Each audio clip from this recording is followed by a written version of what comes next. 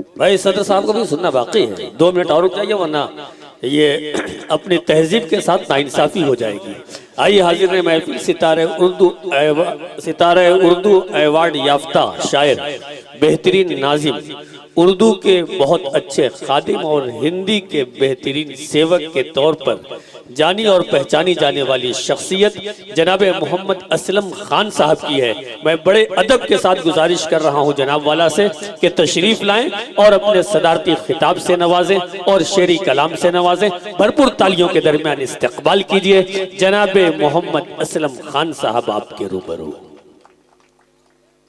عزت مآب ڈاکٹر محمد اعظم صاحب اور شعراء اکرام، شاعرات، ماں، بہن اور بیٹیوں اور پیارے بچوں، آج بہت ہی کامیاب مشاعرہ ہوا جس میں تمام شعراء اکرام نے دل کو چھو لینے والے اشعار پڑھے اور اپنی باتوں سے، اپنے لب و لہجے سے سامعین کے دلوں میں پوری طریقے سے اترنے کی کوشش کی۔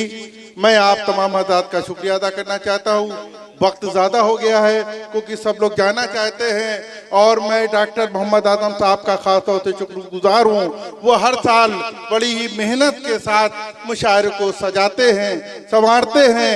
ان کے لیے تو ایک شعر یہ زیادہ مناسب ہے کہ لبوں پہ اپنے دعائیں سجائے رہتا ہے، لبوں پہ اپنے دعائیں سجائے رہتا ہے، وفا کی راہ میں خود کو مٹائے رہتا ہے، لگا سکا نہ کوئی اس کے قد کا اندازہ، یہ آسمان ہے مگر سر جھکائے رہتا ہے، یہ آسمان ہے مگر سر جھکائے رہتا ہے۔ حضرات، اردو کی یہ محفل ہے اور ہم لوگ کو یہ کوشش کرنی چاہیے کہ اردو کے الفاظ کا زیادہ سے زیادہ استعمال کرے اور اپنے آنے والی زندگی میں ہم لوگ زیادہ سے زیادہ تر ہم لوگ دیکھتے ہیں دیوناگری میں لکھتے ہیں، حالانکہ ہندی اردو دونوں سگی بہنیں ہیں۔ یہ مشاعرہ اردو کے لیے ہے۔ آپ لوگ اپنے گھر کے جو ضروری کاغذات ہیں، جو آپ کو سامان لینے جانا ہے یا شادی کارڈ ہے، تو آپ کو انگلش کے ساتھ اردو کو ضرور اس میں شامل کریں۔ اور میں ایک درخواست کرنا چاہتا ہوں کہ ابھی حال میں مردم شماری ہونے جا رہی ہے، اس میں آپ کے لیے مادری زبان پوچھی جائے گی۔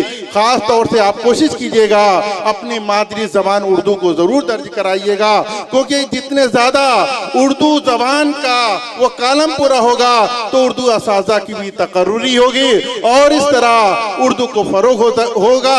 میں انہی الفاظ کے ساتھ اپنی بات کو ختم کرنا چاہتا ہوں۔ بہت شکریہ جناب محمد اسلم صاحب، واقعی بہت قیمتی بات آپ نے بتائی اور اس پر ہمیں سب کو عمل کرنے کی ضرورت ہے۔